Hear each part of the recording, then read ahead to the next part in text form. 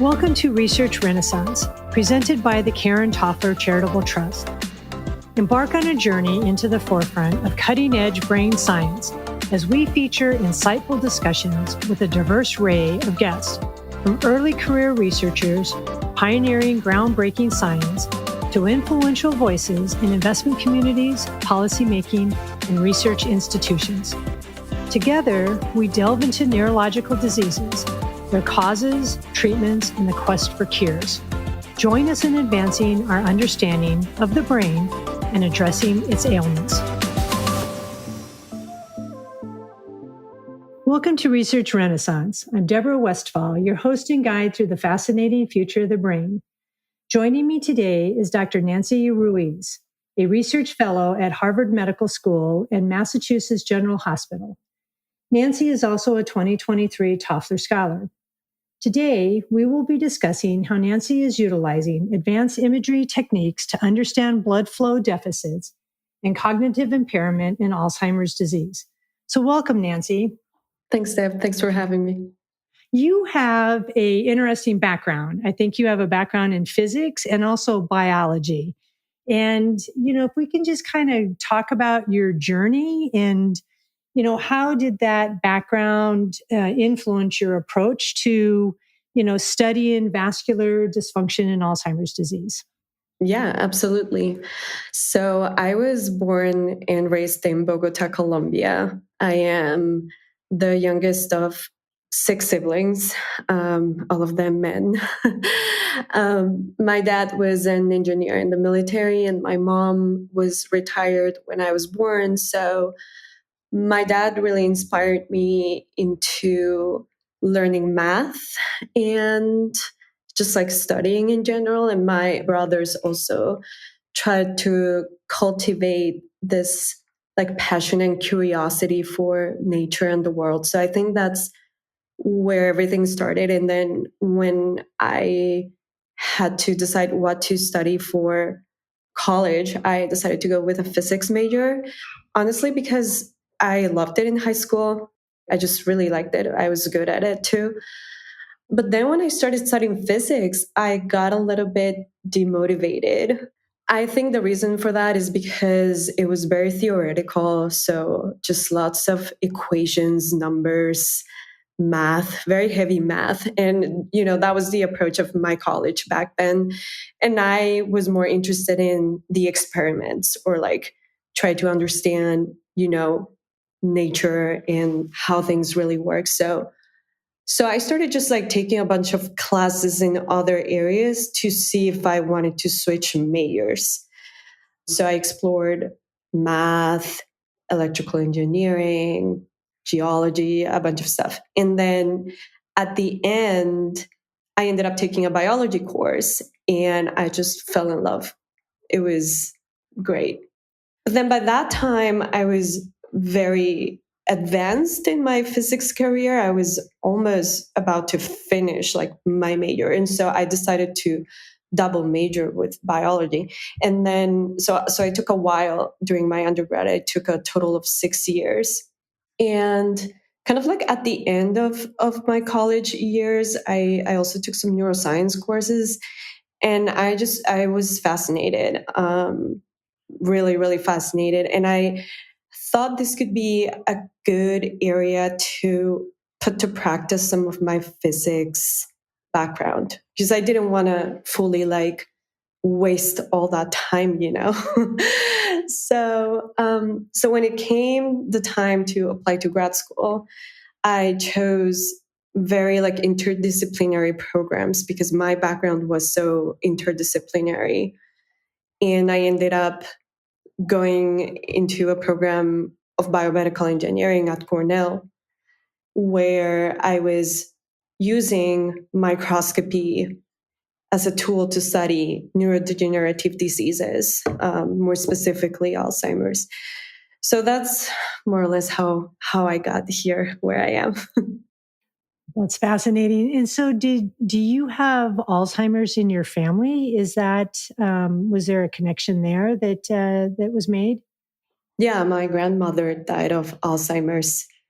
So that was definitely a factor that influenced the way that I chose. Yeah, many of us, the disease is so, so widespread that many of us have that. So I was curious if that was in your background. So from Columbia, then, how did you get to Harvard?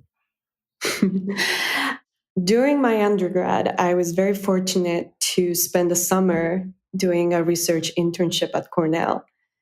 That's where I got familiarized to the facilities, the college, the people, everything. And so when I applied to grad school, I applied to Cornell, and luckily I kind of had people there who knew me already. So I think that really helped to get me in this institution. And then after that, after I graduated, you kind of have to decide also what's the next step. And so I was looking for postdocs and also industry positions. I knew that I wanted to continue to work in Alzheimer's, but I was very open regarding my career path. And I was at a conference in San Diego. It's the Alzheimer's Association conference, and I met Rachel Bennett, who's my advisor. And Rachel was looking for postdocs. And so she invited me over to her lab, and I gave a talk, and it ended up just being a great match. Rachel is a fantastic advisor, and we work really well together. So when she offered me the job, I immediately accepted, and here I am.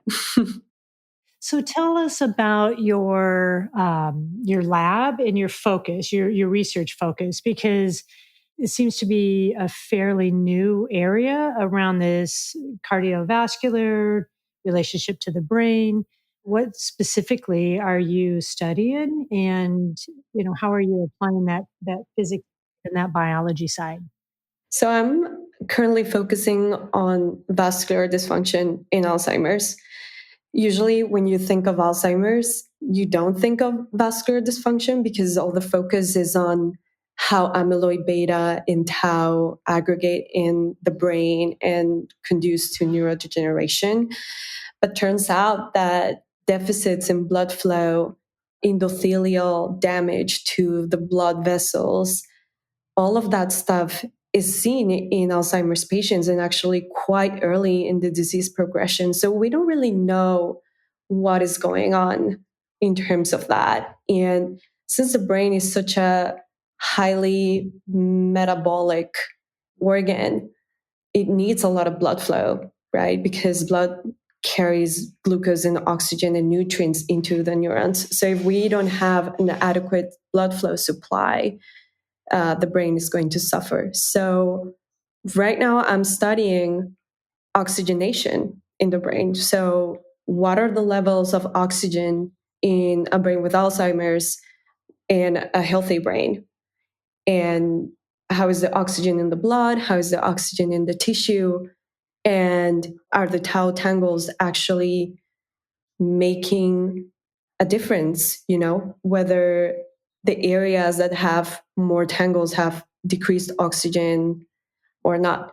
And so for this, I am using a technique that's called two-photon phosphorescence lifetime imaging. But it's basically a technique that allows us to see inside the brain with very, very good resolution. So you can see individual neurons, you can see blood vessels, you can see tangles, anything you want. So it's a very, very cool technique, not yet available for humans, but we use it a lot in mouse models. And what I found is that in those mice that have accumulation of tau tangles, there are decreases in oxygenation. So that means that the tissue is not as metabolically active as tissue from a wild type mouse. So this is actually telling us, okay, there is significant neurodegeneration that can be fed by those decreases in oxygen, which are so important to keep the brain alive. So why this imagery technique? Why can't we use it on humans? Because to to see what we want to see in the brain, we need to gain optical access. So the technique can be invasive in the sense that we do need to remove a part of the skull from the animal in order to see what is going on in the brain. There has been tremendous amount of work in optimizing this technique so that it's not as invasive and so that it can penetrate the skull and the brain tissue. But right now, we do have to gain access to the brain like that. So that's why it's not available in humans. But I think that in the future, we definitely will be able to adapt this technique to humans. Okay, so that clears that up. It is an invasive technique. You're putting some sort of wire or probes or something in the brain to see the changes. That's correct. Exactly. Yeah. Yeah.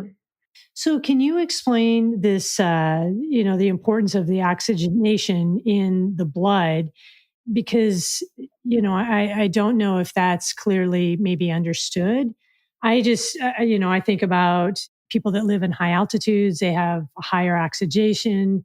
If you come from a low level, you go up high, you could get sickness, altitude sickness. Can you explain the what that is and why that's important? Yeah. So, like you said, there are differences in oxygen if you are at higher altitudes and lower altitudes, and that will affect your brain function, mostly because the brain needs a lot of oxygen, specifically the neurons and other cells, like glia, for example, microglia, astrocytes, oligodendrocytes, all of them need oxygen in order to perform their functions, right? So, what happens in Alzheimer's is that there are deficits not only in oxygenation, but in blood flow. And because there is not enough blood flow coming into the brain, we also don't have enough oxygen. And if we don't have enough oxygen and blood flow, we will have neurodegeneration.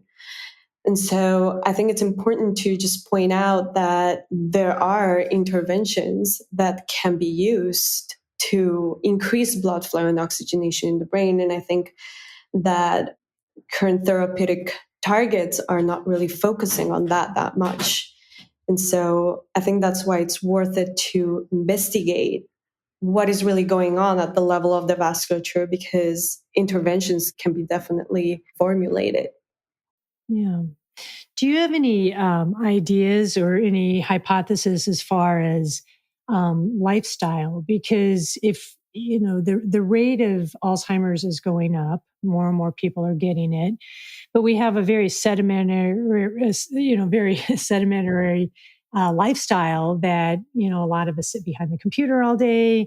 We don't get enough exercise. What are your thoughts there on just even the changes of lifestyle? A lifestyle is so important for Alzheimer's. Um, just exercise. Exercise has been shown over and over and over again that it has a tremendous impact on brain health.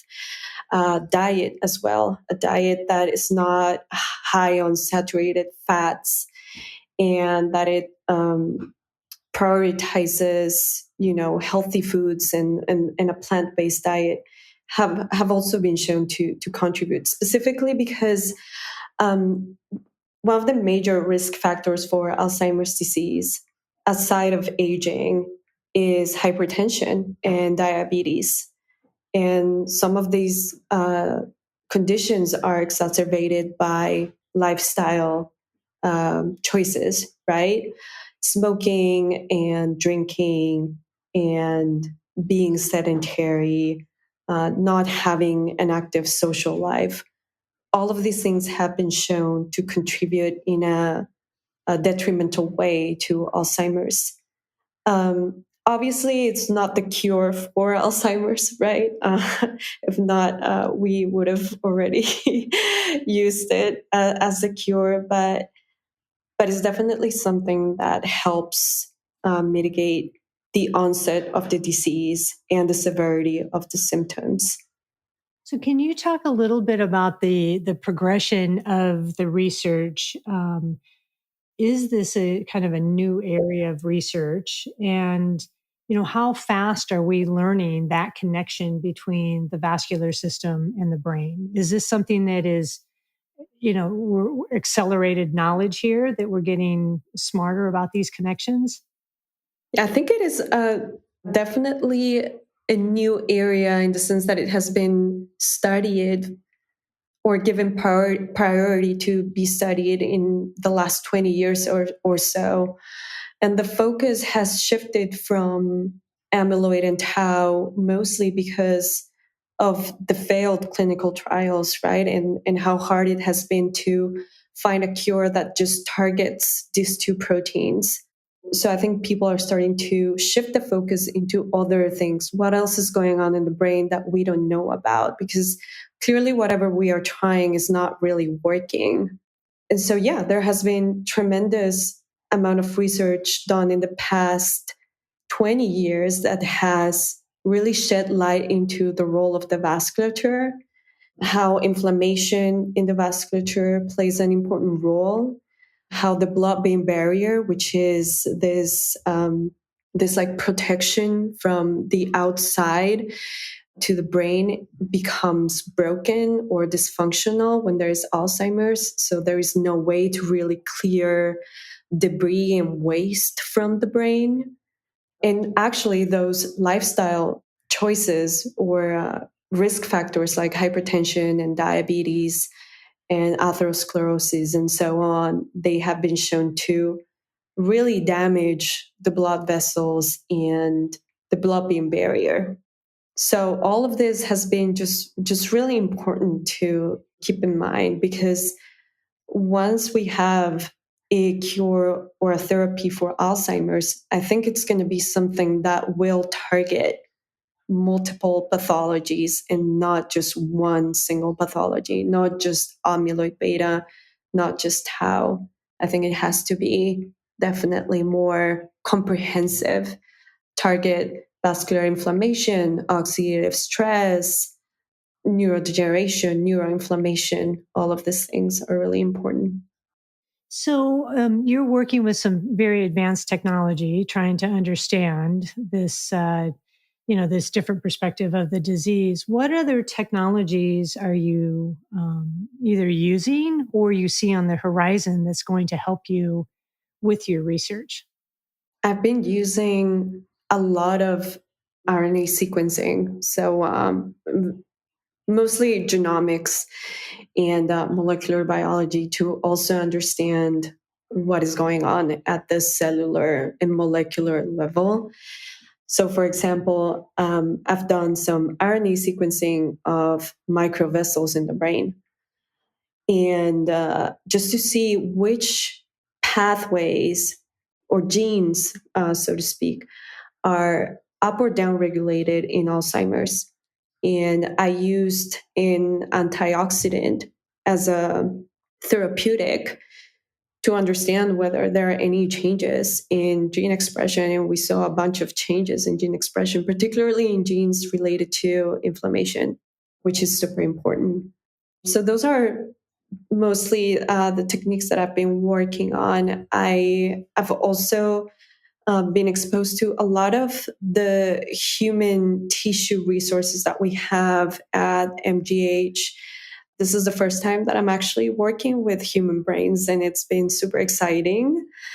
I have this project going on where I am looking at the blood-brain barrier in patients that have a high cardiovascular risk, patients that had at the time of death a diagnosis of diabetes or hypertension, whether they were smokers or drinkers or if they had a sedentary lifestyle, for example. So I think all of that can definitely give us a lot of insight, because mouse models can only go so far, right?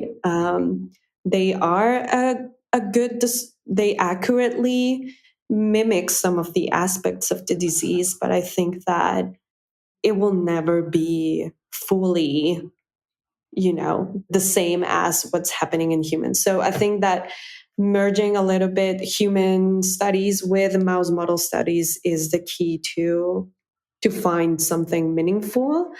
So I'm very excited about that. So, what is the difference between RNA and DNA? So DNA basically is a double-stranded chain of nucleotides. And then RNA is synthesized from DNA. And RNA is what will eventually become a protein. So RNA is very important because if we have changes in gene expression, or if we are looking for a specific genotype to be expressed in mice or in humans, we would look at RNA because RNA is what will eventually become a protein. So that's what gives it its significance. But yeah, basically DNA produces RNA and then RNA produces proteins. So the RNA is kind of like peering into the future a little bit into what may happen, kind of the manifestation, if you would, of a disease. Or am I understanding that correctly? Yeah. Mostly when you are trying to look into changes of diseases and things like that, you look at RNA more than DNA. So you started your career in interdisciplinary, multidisciplinary kind of focus. How important is it for you to collaborate with others? Do you do a lot of that in your lab to kind of get your work done? Yeah, absolutely. I think that science is a collective effort. And the more we collaborate with other people, I think the bigger things we can achieve. So for me, and something that I really enjoy about my job every day is collaborating with other scientists and discussing science and just sharing knowledge. I think that it's so important. So yeah, right now at the place that I am, uh, there are so many different types of scientists, all of them with very different backgrounds. Obviously, most of them into medicine and biology. But yeah, I work with a lot of people, and something that I also really like about my job is the ability to mentor students. There are a lot of undergrads and recent grads who will come to MGH to do a summer internship or to work as technicians for a couple of years before they go to med school or grad school. And I find it very, very satisfying and fulfilling to be able to inspire them and to mentor them into becoming very, very good scientists. So yeah, I think it's really important to play the team game in science. I think that's how things get done.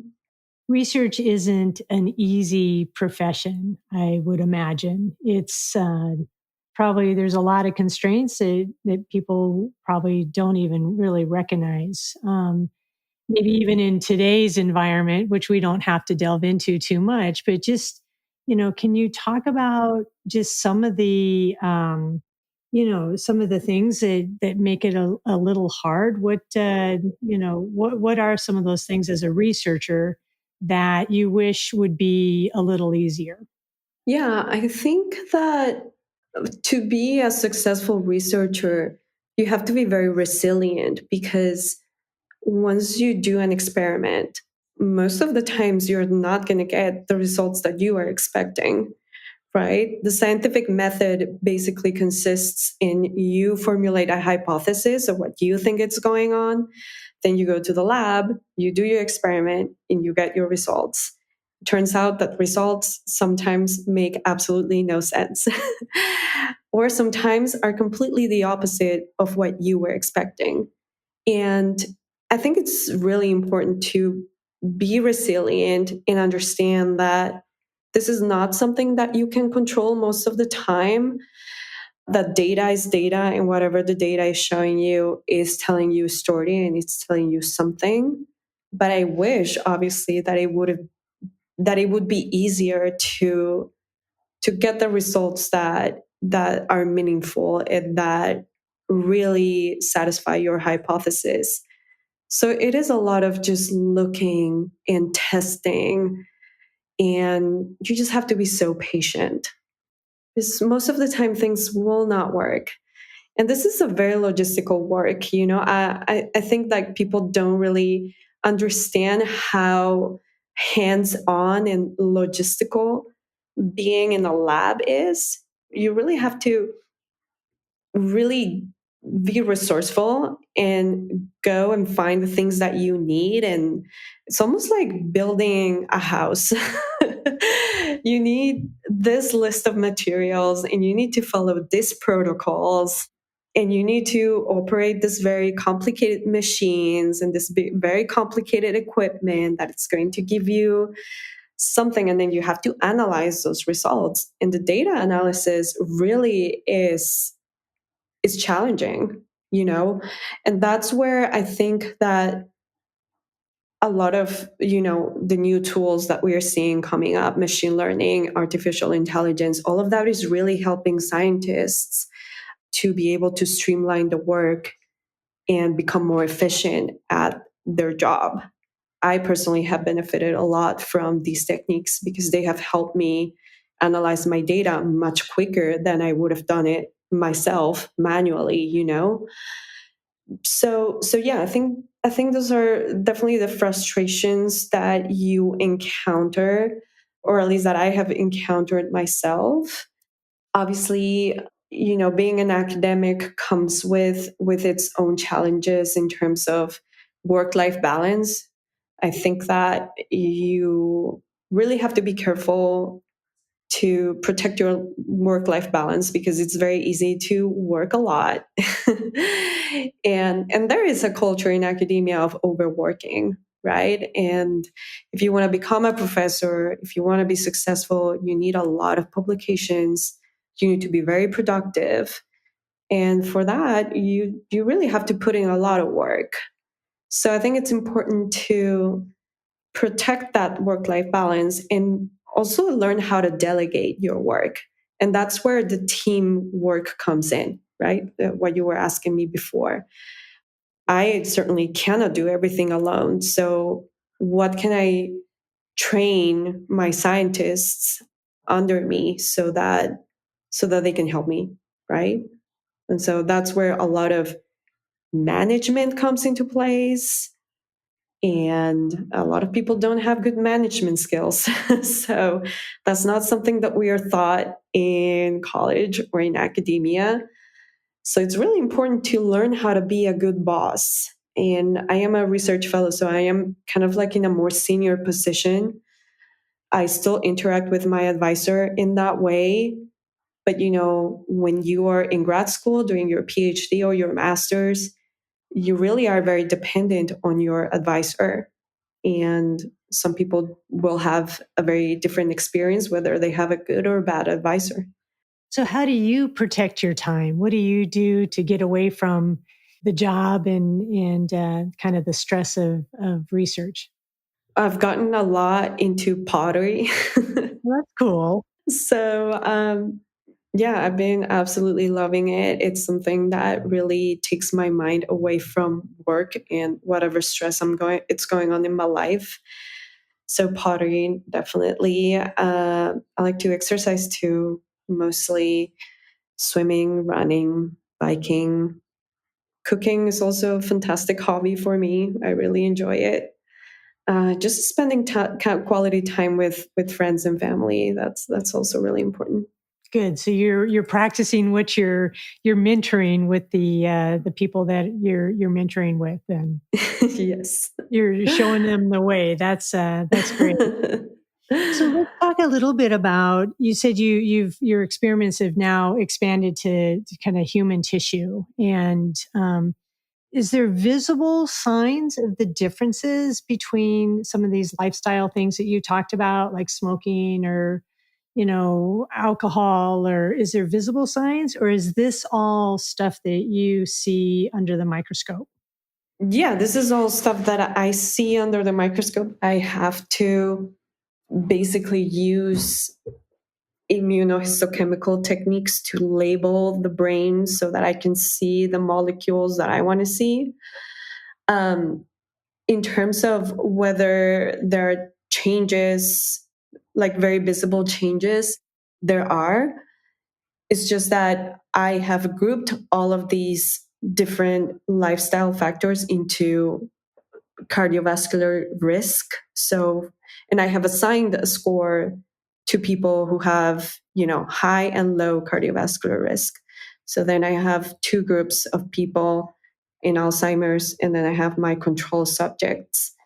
And then what we have seen so far is that in Alzheimer's patients, not yet divided in the two cohorts of cardiovascular high and low, but just in Alzheimer's, we see definitely differences in the blood-brain barrier.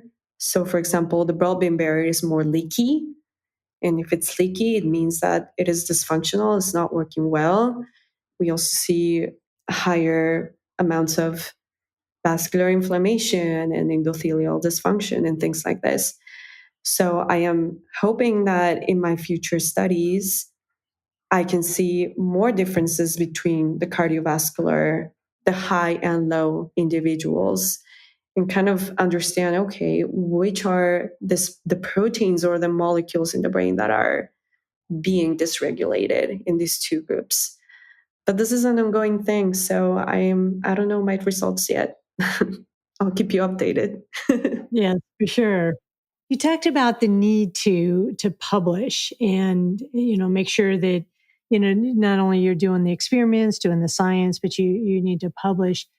These are very complicated things that you're doing, experiments that you're doing. How do you communicate these very complex scientific concepts and problems and results to the general public? I think that's such an important question. And it's something that we as academics fail to do all the time. And it really has to change because there needs to be a bridge in communication between scientists and the general public, period. It's obviously super difficult. We publish papers and only the people in our area understand what we're saying. Nobody else. And obviously nobody else is reading these studies. It's just hard. So I think that efforts to communicate science to the general public are very important. For example, this podcast is a great way to have people get involved in understanding what is it that we're doing so that it's not all a black box, right? It is definitely very challenging to communicate scientific concepts to people. Definitely. I don't think that I do a good job. I try my best, but definitely is hard. And we should definitely be taking more courses in scientific communication and going into more like events and podcasts and things like that. When I was in grad school, I used to host this events called Science on Tap, where we would invite a professor from Cornell to give a talk at a local bar. And so you could get a drink or food, sit down and just listen to someone talk about the research for an hour. And we used to tell the professors, you need to obviously use a very simple language, understand that these are not academics, these are people who live in the town, who are just curious about all sorts of things. And we had people that worked on like very controversial topics, for example, vaccines, climate change. We had Alzheimer's too. We had people who worked on viruses, immunology, trees, like the science of trees and plants and things like that. Even aspects of social science we also had in the seminars. So initiatives like this are so important. I think they should exist more and that we should organize more of them. Just bring the science to the people, people are not going to look for it. So just this podcast is just amazing. And all of this podcasts about science that you can find, I don't know, Spotify or YouTube, those are just great. So more of these initiatives we need to do. Yeah, I follow I follow quite a few, like the Allen Brain Institute puts out a lot of information. Neuroscience kind of breaks it down, in simple terms, because this is, every family's affected with some sort of Alzheimer's in their family. And, a lot of money is spent in trying to understand. I think, it's really important to describe that it's not an easy problem here, and we're still years away from truly understanding. Yeah, yeah, for sure. So how do you envision then your research? You talked about the blood brain barrier, you talked about the cardiovascular. How do you see this kind of fits into the whole bigger picture of the fight against Alzheimer's?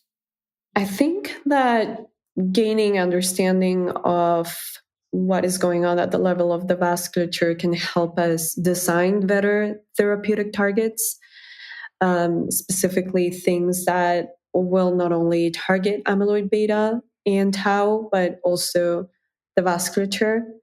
So yeah, I think that it's just important to see what is going on and try to tie it all up into one big theory of what is causing Alzheimer's and how can we stop it. If we can get improved blood flow and oxygenation into the brain with with some sort of therapeutic, and we see positive results, then this is going to be very encouraging for patients, right? So I think that's where all of it fits. Definitely, there's a lot of work still to do, a lot of things that we don't know yet. Like I mentioned, vascular dysfunction is one of the earliest biomarkers of the disease, but now it becomes like a chicken and egg question. So, like, what comes first? Is it the deficits in blood flow and vascular dysfunction, or is this a symptom, right? Is it a cause or is it a symptom? And I think that we don't know yet, but the more that we pay attention to it, the more we can use it in order to save people's lives. So when you look out 5, 10 years from now, what is your greatest hope that we have learned, that we have accomplished, that you have accomplished? What is that? I think that I have a lot of hope for the field. I do see in the next 10 years a cure or an effective treatment for the disease. There has been tremendous progress in the past 5 years with designing therapeutics. Just look at lecanemab and donanemab, right? These new antibodies against amyloid beta that have shown some improvement in patients. We definitely need to address the side effects, the bleedings, the microhemorrhages. These are very serious side effects that need to be addressed. But I do have a lot of faith and hope that we will find a therapy that can not only reduce the amount of amyloid in the brain, but also the amount of tau, and that can also improve inflammation and oxidation and oxygenation in the brain. For myself, I do know that I want to keep working in this field. I am not sure if I will stay in academia or if I will merge into industry, but in any case, I do feel that that I want my work to have an impact on patients, and for that, I think it's important to keep the fight and keep doing research. Yeah, I talked to someone not too long ago that said they would encourage academics to, if you need to, go to industry. The revolving door is just fine, and you can come Exactly. back later, and because there's some great learning back and forth. So how do people get a hold of you if they want to collaborate, if they want to find out about your research, if they want to help fund some of your research? How do people get a hold of you? How can people reach me? Through LinkedIn. You can find me as Nancy Ruiz Uribe. My lab website, BennettALSLab.com. And yeah, through my Google Scholar, and you can find my email on my LinkedIn as well if you're interested. Wonderful. Well, it's been a real pleasure, and I really appreciate you taking your time today to kind of go through this. It's fascinating, and the more we think about the brain, study the brain, the more it's really the whole body that we need to be studying. Absolutely. Thank you so much. I had a great time. Thank you for joining Research Renaissance. For more information and to stay updated, subscribe for more episodes and visit our website at tofflertrust.org. Feel free to call us if you have any thoughts, suggestions, or just want to find out more about the Karen Toffler Charitable Trust. Until we meet again, onward and upward.